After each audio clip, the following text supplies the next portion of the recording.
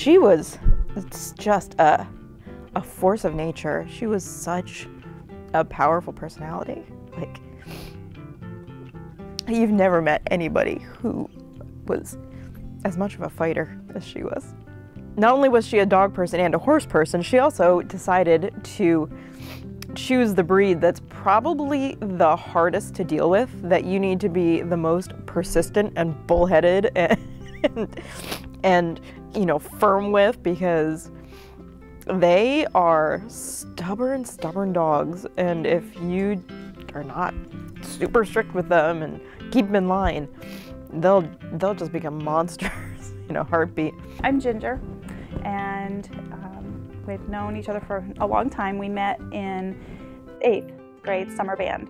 So we were both playing flute, and I didn't know how to do some of the notes, and she talked me through it. So, and that's history from there. Everything that she did with dogs, and how great she was with bulldogs and how far she brought them. We had great times doing dog shows together. You know, unfortunately, it was, you know, the time in my life when I could pick up and go whenever she said I had a dog show, and I was like, all right, let's go, where are we going? So I had lots of time with that, and she loved her dogs, and she loved everybody's dogs. First of all, she just had this tremendous presence, you know, and you could just, when you met her and you talked to her, you know, there's just, I don't know, there are few people that I connect with like I did with Mary Jo. And I knew her through the dogs, yeah, with I said I got my tenor from her, and I showed tenor for a while, and with her tutelage, and you know, we started going to some of the shows together, and it was great. It was great. She was always on the go. She was always making plans. Her wealth of knowledge that she had about dogs is just incredible. You know, could just sit and listen to her and learn every time you talk to her something more. So I met Mary Jo working at a practice 12 years ago, and we clicked pretty instantly. And she and Jeanette and I became very tight. The three of us, we were all the same age, and I will refrain from mentioning how old we were at the time. And we just all clicked, and it was great. And she had so much to offer me. I'd never worked in a practice with somebody that knew so much about behavior and how to handle dogs, and really instilled a philosophy of trying to decrease the stress, and I loved it. I thought it was great. So I fully embraced everything she had to teach me. The way I knew MJ was through Damon. Damon and I are fraternity brothers, and I'm his big brother from our fraternity. And I got to know MJ through Damon because, you know, he and I, again, we were in college, he would date somebody, and then all of a sudden, you know, they break up and he and MJ were hanging out together, and then, you know, something would happen and then he and MJ were together. And so, so I got to meet her a few times, and then I had the privilege of being the best man in their wedding. Well, for me, I actually think of the time when, it was one of the first times I actually went to the house, and they had just had some puppies not too long before that. And she had one that was basically the color of my jacket, which was like a cream color, and they called it Pashka. And I wanted to steal the dog. I wouldn't let him. She threatened to tackle me in the parking lot, in their driveway, and she was serious. The dog was so cute, though. He wouldn't buy it for me. Very mean. I have to say, she was probably one of the strongest women I have ever met. She had an opinion on things. She shared her opinion on things. She was also very open-minded, non-judgmental. So if you can be both of those things together, she was. She was just a very, very powerful, very strong, inside, outside. In the same breath, she had a very softness and a real vulnerability to her. Mary Jo and I have been friends since grade school. I spent time in her family home with her parents, her dog, of course, and you know, her older brothers. Her parents gave me my first job. They had a clothing store in town, a women's clothing store, so I was really too young to work, but under the table they when Mary Jo was there, I helped customers and helped sort the clothes. Something to note about Mary Jo: in high school she was the hostess with the mostest. She had lots of parties in her grandmother's garage. Her grandmother allowed it, and we grew up in a very small town with not a lot to do, so when our class knew there was a party in her grandmother's garage. We were in quite a frenzy. There was beer there. We were too young to be drinking beer. I don't even remember how it got there, but she had a cool grandmother, I think. I called her M. So I shortened MJ to M. And I met her when my English Springer Spaniel was declared beyond hope and no one could train her.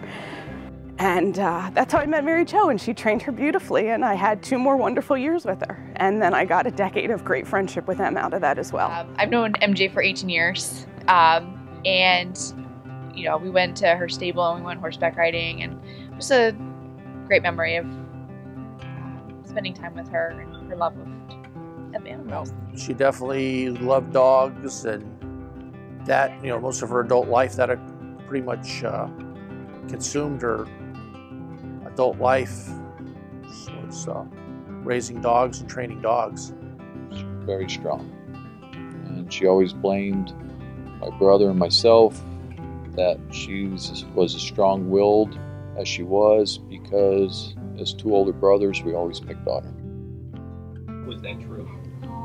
Not that I remember. I called her MJ.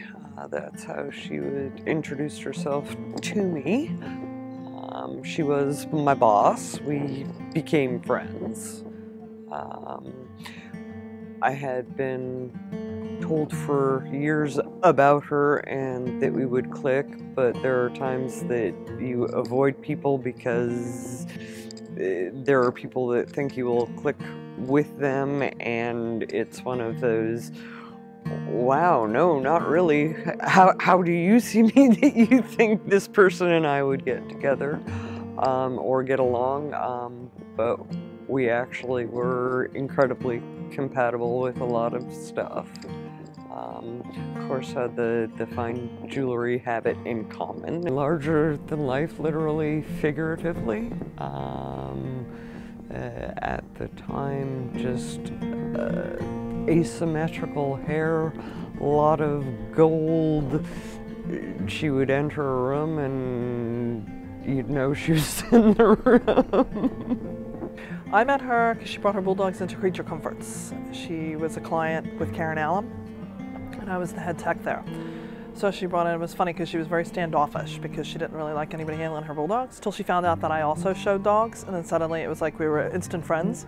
And so it was like, you know, I was in her club, so I was able to handle her bulldogs. And then before long, she asked me to, she kept saying, I want a job here, I want a job here. So we kind of convinced Dr. Allen that it would be a good idea to hire her, even though she didn't have any veterinary experience other than the dogs, which was more than enough. But before long, you know, her and I were probably like the 2, I would say, strongest personalities there. We really got along. We were kind of like the dog whisperers, but better, much better.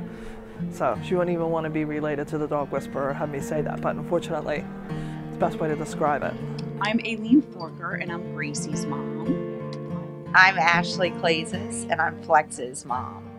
And I met MJ because I stalked her at different dog shows looking for a puppy. And I did the same. It's true. But back in 2001, I met her at a puppy match, and she was showing dogs, and I knew, I saw Nittany, and I wanted him, and so that's when I met MJ. So MJ not only gave us our babies, but it's, you know, they changed our lives because we can't imagine our lives without our babies. And this is Gracie here, and this is Flex and Gracie together. They're brother and sister. MJ's brought so much joy to our lives. Yeah. And she's a pretty special person. She was very special. Hi, I'm Tara Silva. And I'm Eric. This is my husband, Eric Gotchko.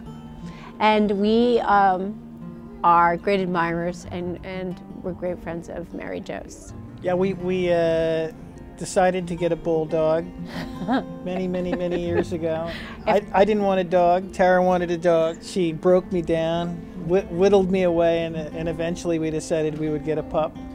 And we went to a bulldog show, the Lenape Bulldog Club. And there we met many breeders, and they were very helpful, and some more than others. And we met this fiery redhead.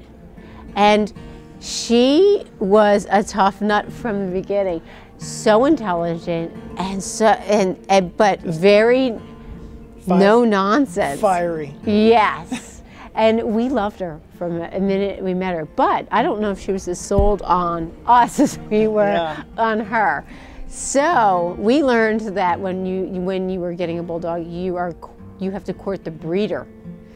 So we did have her to our house. And we courted MJ for like a year and a half. Yeah, and eventually she scheduled us for a bulldog. Penciled us in. Yeah, and then we, through the process, actually, we enjoy her humor.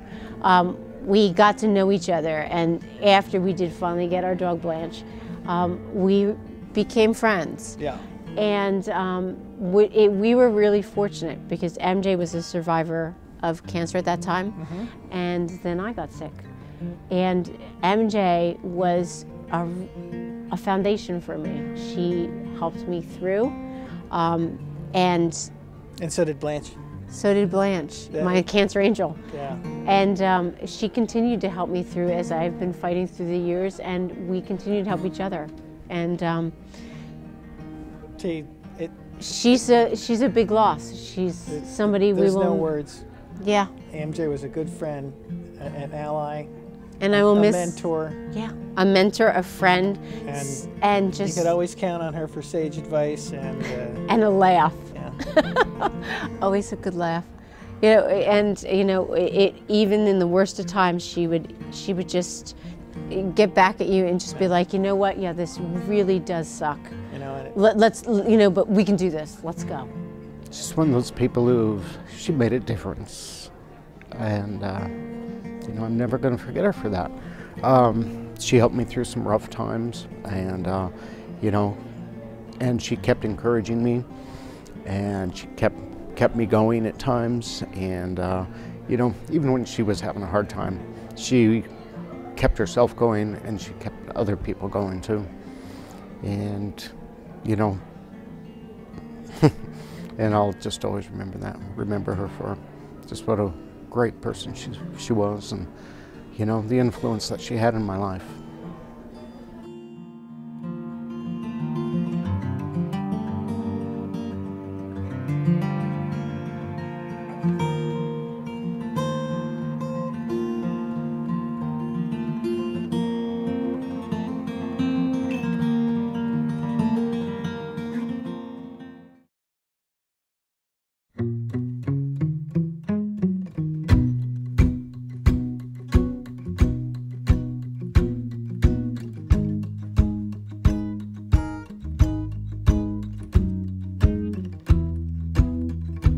I think the first one she really got sort of as a pet and to just sort of start to get into it, and it went from being, you know, a pet to being a lifelong passion. She had her own breeding kennel. At this point, there are, I have to count, 19 bulldogs, 2 Great Pyrenees, and 1 very sweet, very hyperactive mutt in the house. But she was also sort of the trainer of last resort in the area. You know, she was the one that, if vets had an aggressive dog in the office and they were discussing putting it down with the family, they would give the family Mary Jo's business card and said, if anybody can fix this dog, she can. You know, I mean, these were the dogs that they were biters, that they were aggressive towards family members, that, you know, were this far from being killed, and she saved those dogs without a doubt. She was the greatest behaviorist I've ever met. The person that goes by the dog whisperer, I think, is it's just a crime. She was a dog whisperer. Never met anybody like her. I did one consult with her. It was a very, very tough case, and it had come through a recommendation for me, and I pulled her in. So I went on this consult with her. And this was a very anxious little dog and had some very severe issues going on. And when we walked in the door, the people were very anxious. The dog was clearly very anxious. This dog took one look at Mary Jo, and you could just watch its whole posture. It relaxed, and the dog literally said, "Oh, thank God you speak my language." It was just amazing. And for all I know, clinically, you know, study-wise, I know a tremendous amount of dog behavior. I know it clinically. I can't do what she did. And I've never met anybody that can do what she did. So it's the world has really lost a great resource. It just wasn't one of those things like once you had your puppy, it was like, bye-bye, see you later, like many other people would be. It's like she was part of your life. Like just, she became a friend to us. She wasn't just a dog, you know, a breeder to us. It's like she became part of our lives and she was a friend. Yeah. And she was, like Ashley was saying, she was always there. It didn't matter like what kind of silly question you had, even though I'm sure she would think there were dozens of silly questions that we asked, but she was always very kind and generous with her time. Yeah, definitely. And before Facebook, she would randomly call the home phone. Back when we used our home phones and not our cell phones, she would call the home phone and check in on Nittany. And we were like, oh, wow, this is great. You know, she genuinely cared about where her dogs went and if they were being cared for. And I was like, this is great. And then when she got on Facebook, it was wonderful because then she could just see our pictures and comment and then write us right then, and we could just talk to her every day. She probably thought we were crazy because we would be those obsessive people who would post random pictures of dogs and, you know, costumes, sweaters and stuff. Yeah. She was always on the go. She was always making plans. Her wealth of knowledge that she had about dogs is just incredible. I, you know, could just sit and listen to her and learn every time you talk to her something more about these wonderful things. And she learned a lot about my breed, and I learned a lot about her breed. And you know, even to the point where we could sit and we'd sit and watch the Pyrenees show, and yeah, she could tear a Pyrenees apart just as well as she could a bulldog. Yeah, it's just, and a lot of, not just the Pyrenees either, she could do that with so many breeds. You know, she had such a wonderful eye for dogs. She can pick out a good dog, doesn't matter what breed it is. MJ's passion for bulldogs was remarkable. Oh my God, and so the knowledge that she had, the, again, passion, you know, the one thing I remember she would always talk about, like she would train dogs, as it were, but she would say she would train people to handle their dogs, and there are lessons she would talk about, and I still remember them, and I tell people when they get new dogs, I'm like, oh, make sure this or do this, because of the influence that she had. So yeah, the dogs were, you know, a huge part. But I think just in terms of MJ's, she was such a dynamic person, and just, you know, you would just get in a conversation, all of a sudden, you know, you're just wrapped up in whatever we're talking about, and you know, she was just such a dynamic, such an energetic person that you just felt connected, and you just were like enraptured for whatever long time period you had together.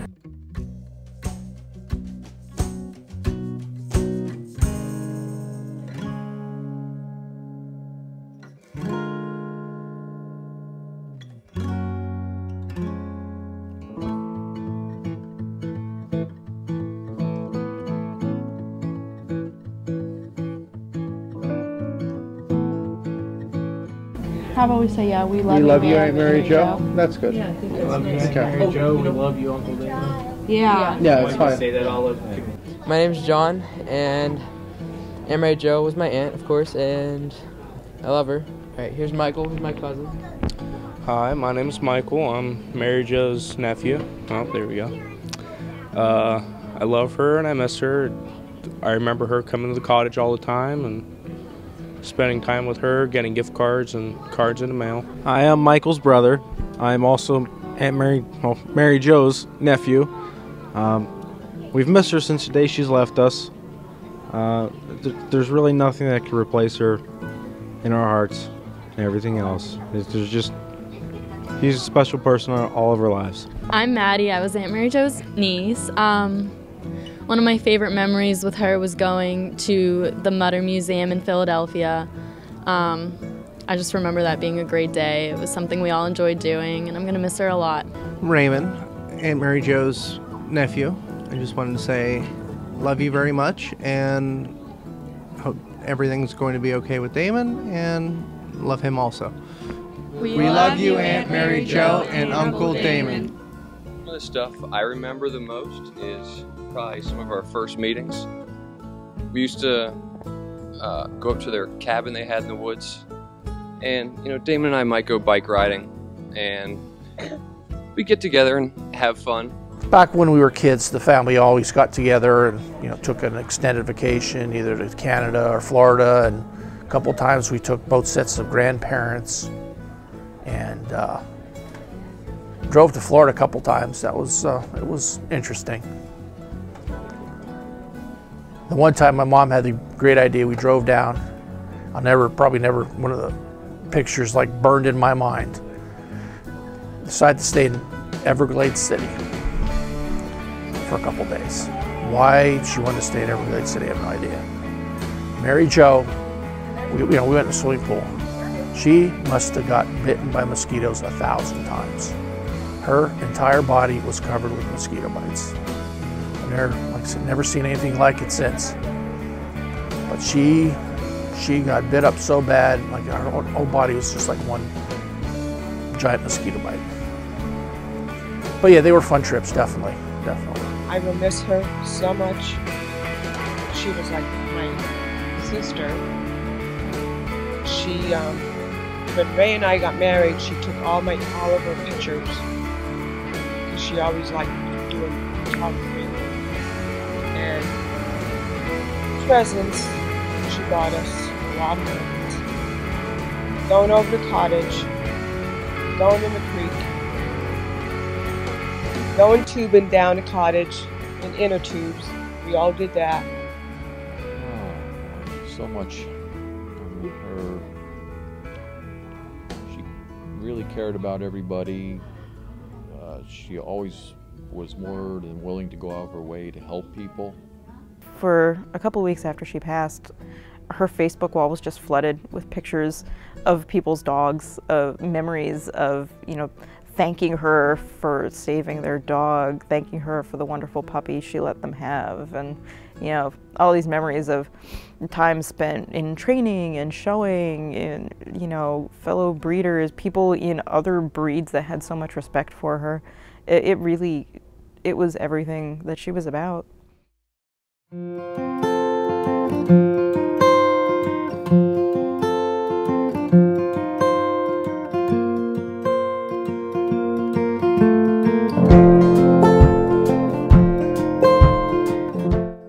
They had a private wedding. Yeah, they basically went up to an inn in New Hampshire, and it was just the two of them.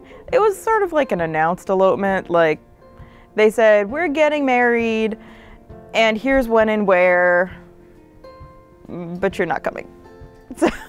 So their two best friends, Ginger and David, went with them as their witnesses. And of course, they took the bulldogs with them. They searched out this inn where they could have the dogs with them. Yes, I was there. Shorter hair now, but it was great because it was Ginger was the maid of honor, and then I was, or I guess she was married. I was her matron of honor, but I was best man, and it was such. And I just looking back at the photo album, I haven't seen those pictures. It was just flooded back. It was such a wonderful time. But yeah, it wasn't technically eloping, but it was, and then bring friends, and it was a great weekend, and it was phenomenal, and I'm just so overwhelmed to have those memories. I haven't thought of that for 20 years, it's just incredible. He was always a very quiet person, and he actually didn't talk at a very young age. He was older for having a conversation with you. And I remember the one time we were talking about that, and she said, he still doesn't talk much. And that was maybe about 2 years ago. So she helped give him a social life that if it wouldn't be for her, he wouldn't have had that. And I think that's she got him involved with the dogs and the dog life, the dog people, and I think that's what's going to help him get through this easier because of her friends.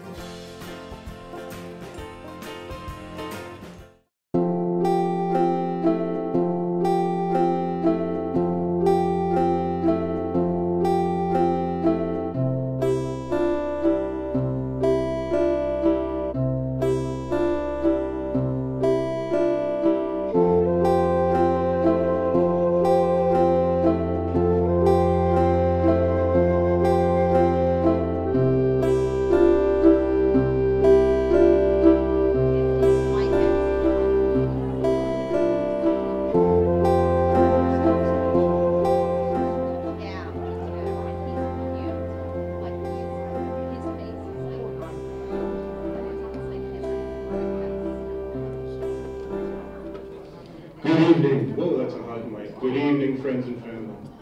Thank you all for coming. I have invited some of Mary Jo's closest friends and family to say a few words to us. First up will be Mary Jo's brother, John. Always wanted to do this. Testing. 1, 2, 3. I'd like to thank everybody today for showing up. I know a lot of you have probably traveled pretty far to get here, but I am sure Mary Jo probably really appreciates everybody that showed up today.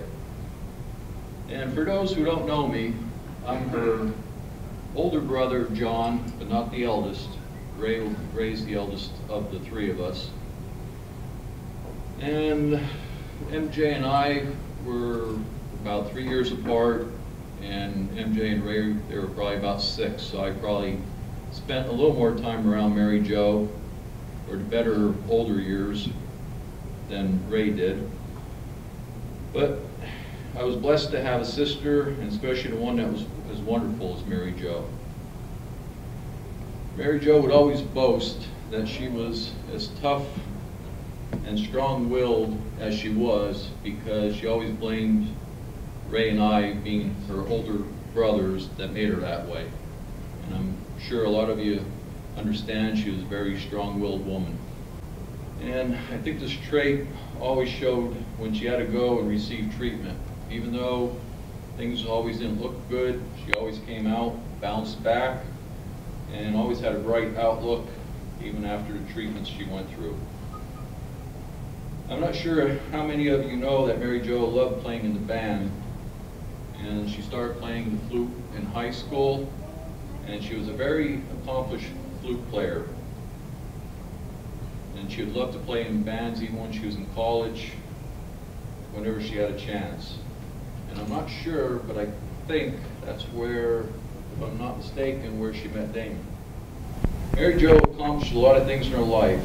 She was extremely bright, and I remember when she graduated from college and was looking for work, she would always start at the bottom, taking the lowest paid job, and within months, she would be right up the ladder, running the business, being a manager, but that was a trait of her. She could start at the bottom, move up very quickly.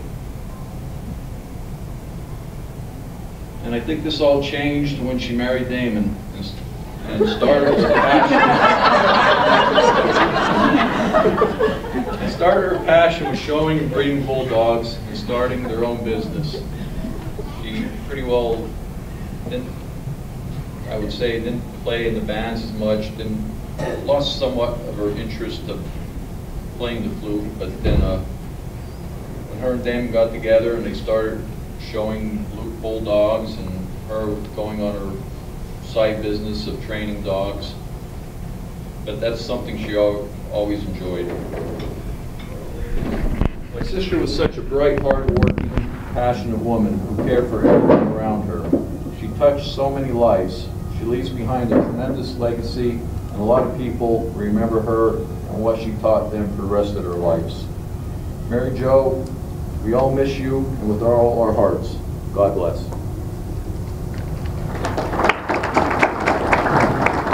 Thank you very much, John. Our next speaker is a close friend, Allison Zantel. Can you guys hear me with him holding the mic? Okay. Dear M, it's been almost 2 months since I said goodbye. You left us on a clear, cold day, and I had the honor of being with you, telling you that I love you and that you're okay. I'm deeply touched that Damon asked me to speak today, and it has taken me a while to decide what to say. In the end, I decided to let you do the talking. But first, one last quote from me to you. Don't worry if you're making waves simply by being yourself. The moon does it all the time. Keep making waves, Em. I'll be on the lookout for them. I love you and miss you, Allie. Em had a knack for putting things in their place. The right dogs with the right people, the right advice with the right owners, and the right ladies with the right lunch. Em and I talked nearly every day, but we also had a habit of sending each other cards. What I'm about to read to you is a selection of some of my favorite things that she sent me. Some she wrote and some she quoted. So again, she's put something in the right place. She's given me the right words for today. Just once, I would like to read a medication label that says the side effects are weight loss, increased energy, and decreased wrinkles. Knowledge is knowing that a tomato is a fruit, and wisdom is not putting it in a fruit salad. The less you respond to rude, critical, argumentative people, the more peaceful your life will become. Humans need positive reinforcement. Keep calm and eat chocolate. Hard work never killed anyone, but why risk it? Your springers make terrible guard dogs. Put ice on it. We're friends. You laugh, I laugh. And the last time she told me she loved me went like this. I love you, and you have to get the matching ring as it is on clearance. Lastly, I hope we're friends until we die.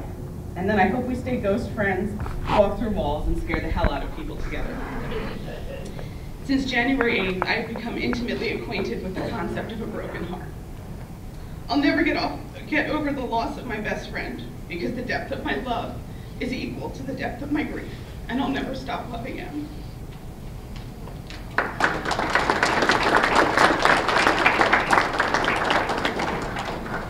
Thank you, Ellen. Next is a friend from high school, Ginger Muhl. Same? Sure. Well, first I'd just like to say how wonderful it is to see everybody here. I know many of us have never met before, but we've probably heard a lot about each other through stories that she's told.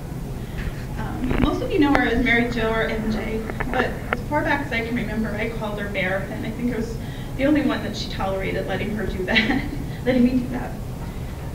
We met the summer before 7th and 9th grade, and it was summer band, and we both played flute. We were learning Love Will Keep Us Together by Captain and Tennille, and I kept forgetting how to play some notes, but thank goodness for her, or I never would have made it through that song. She invited me to come to her house a few times throughout that summer, and it just continued on and on for many summers after that. We grew up in a small Pennsylvania coal mining town, and her parents owned a woman's clothing store called Smart Shop. A fond memory I have of that was the time her mom was having a raffle for free ear piercing. I put my name in, and I won. And I always wondered if she didn't have a little bit to do with that. Since we were 2 years apart in school, band was the one thing that kept us together. Along with our small, crazy group of friends, we had many fun times. Band trips to competitions, bowling every week, tubing down the creek at our family cottage, and our crazy car hide-and-seek rides throughout the streets of Mount Carmel. We also spent a lot of time together, just two of us. We both loved taking pictures, and we often talked how great it would have been if digital cameras were around back when we were taking them, because we were always begging our parents to either buy us more film or take the last roll that gets developed for pictures. But the one thing while looking through the old pictures that I realized is we really never took pictures of us, mostly sceneries and animals. Sometimes we would also just like to hang out at her house after our football games on Saturday nights, and we'd order a Bertucci's pizza with shrimp and extra cheese and watch Saturday Night Live. We also spent many hours sitting in her kitchen drinking iced tea and making fun of people's names in the phone book. After we had both graduated high school and started our young adult lives, different states, took us to different states, but we always kept in touch. We both lived in Massachusetts for a short time, but our lives and careers took us to different states once again. I eventually settled in Connecticut, and she moved back to Pennsylvania.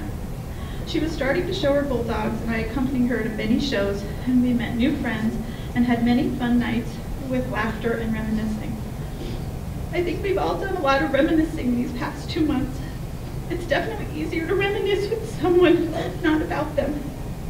It's hard to put a person's life into words, especially when your heart is broken.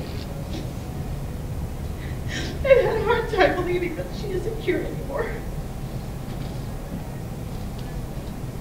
I've lost a lot of people in the last few years. I've lost my parents, my in-laws, and other family members, but this one has been the hardest. We each have our own individual memories of her and how she touched our lives. She brought people together. And by all of us being here together today is a way for us to say thank you for her being our friend, our mentor, a fellow bulldogger, a horse lover, sushi enthusiast, a sister, and a wife. I will cherish her forever.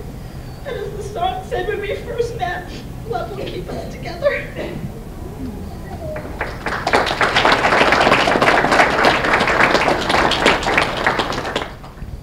And last at bat.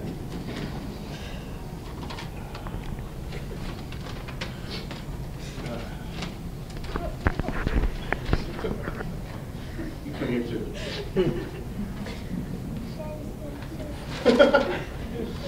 Oh. Here, you lady. Me, okay. It was almost 30 years ago. I was asked earlier about this story, and here you go. It was almost 30 years ago in the summer of 1985. I was on a bus for a high school all-star band gig, waiting to go to dinner somewhere. Some kid I'll stay out of trouble. Luck would have it, the last open seat on that bus was right next to me. And then this tall knockout redhead came on the bus, looking for a seat. She sat next to me with a big grin on her face, and I was struggling to get my chin up off the floor. It turned out we were inseparable for the rest of the trip.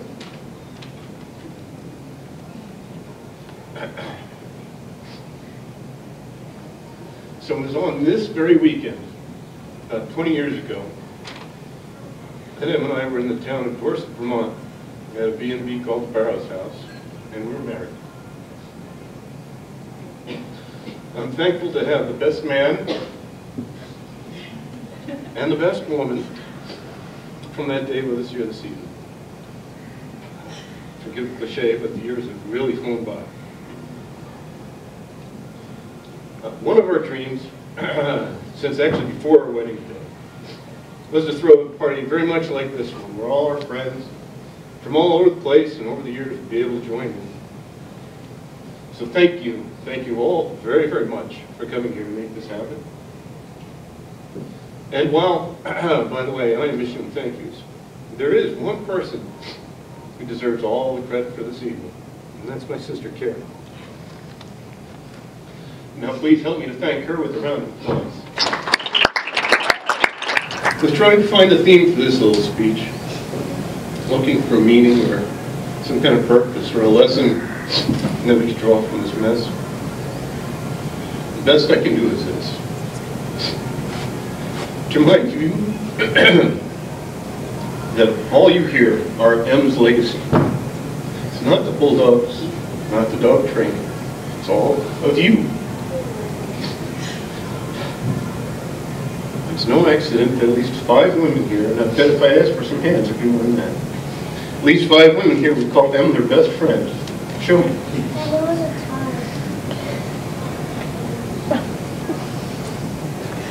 And oh, by the way, that lady got racked up more than 2,000 Facebook friends. Which must make her in the top 10 for that website. She knew the value and importance of staying in touch and making sure that you knew that she cared. That's the legacy we are charged with living up to. So now, dear friends and family, let's raise our glasses to Mary Jo.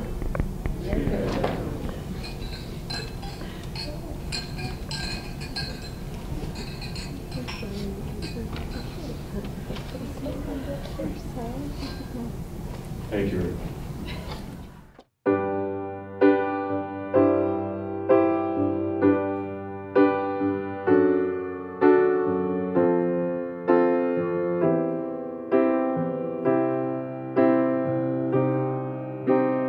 What aren't fond memories of her?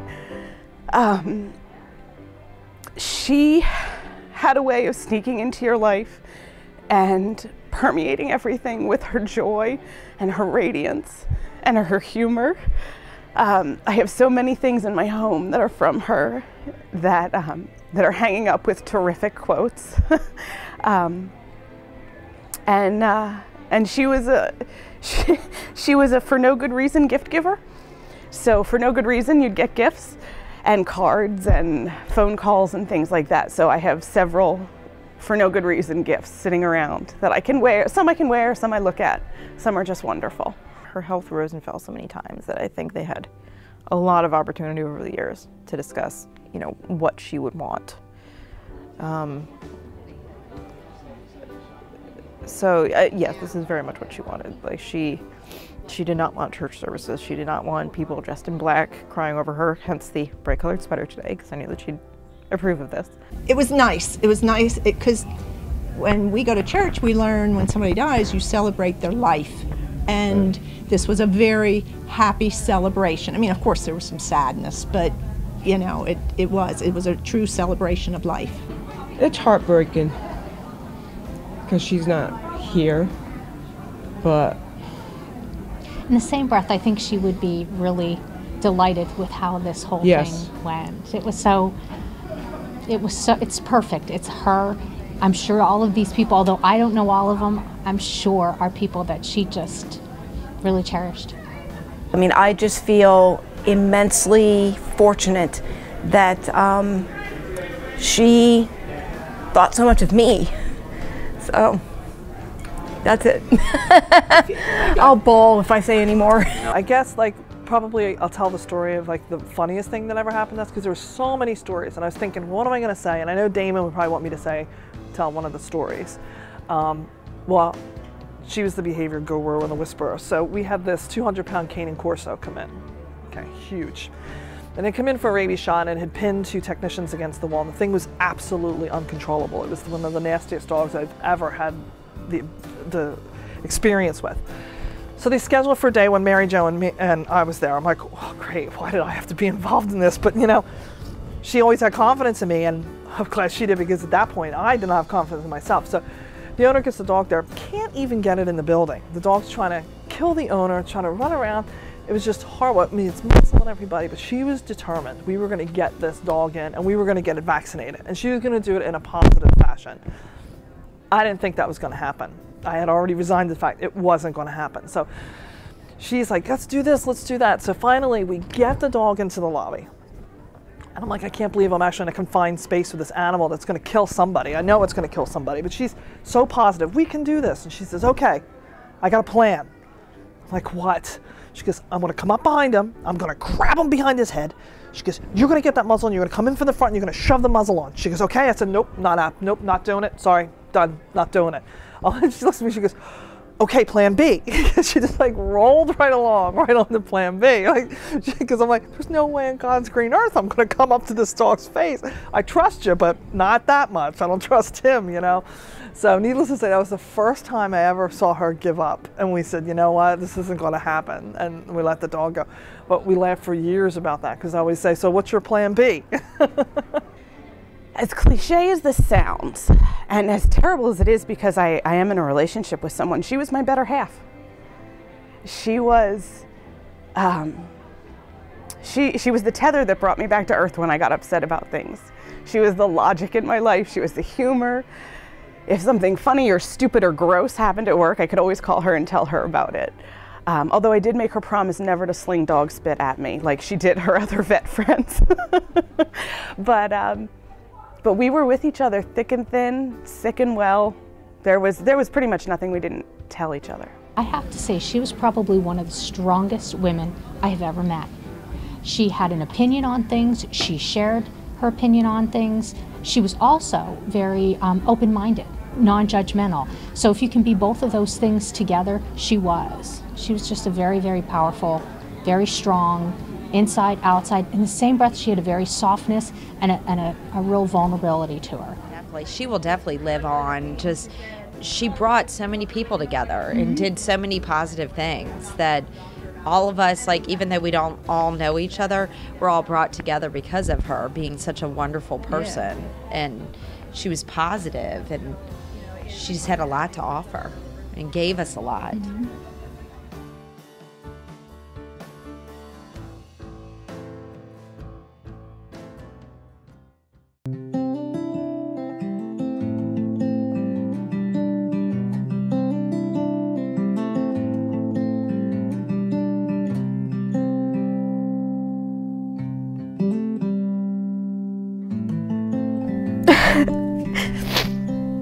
I feel like I've been talking to you so much anyway, but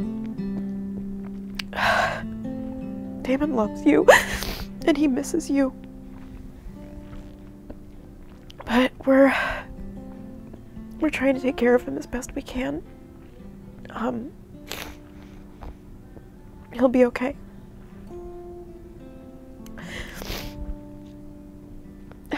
We're taking care of the dogs. And God, we're all gonna miss you so much. I just wish you were still here. And I wish there was more I could have done for you. You fought hard. And just watch over us. And I'll see you someday. It would mostly be expletive deleted as far as how dare you do this and leave me without you. And so, you know, as far as what I would like to say to her, she knows darn well how angry and how much I love her. MJ, I still want my puppy. I want my Pashka, or at least one that looks like her. We love you. Yeah, we love you, MJ, and we miss you, and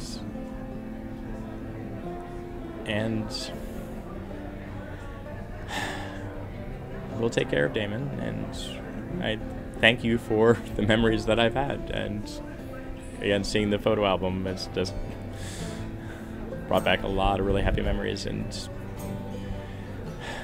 thank you. I think she knows that I miss her. I think she knows that we all miss her. That's why we're here.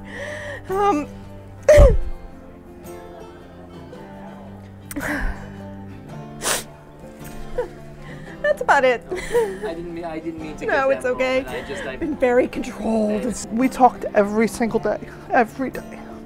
And I've never had anybody stand behind me the way she did. Because we both went through some really hard times and we've never let each other down. I always knew she was just a phone call away, and she always knew that with me. Always. Thank you for being a wonderful person and caring about your family and your nephew and brother-in-law and sister-in-law. And always caring to everyone else. I'm Mary Jo. I will miss you. I will miss you. You were my friend, somebody I could share something with and you wouldn't judge. I'll just miss her and I'll love her forever. I can't believe she's gone. I still can't believe she's gone. I want her to rest in peace. I hope she's surrounded by all her two-legged and four-legged friends and family that went before her. Yeah, my heart goes out to Damon. My heart goes out to her brothers and their families and all of her friends. MJ, you're a hell of a lady.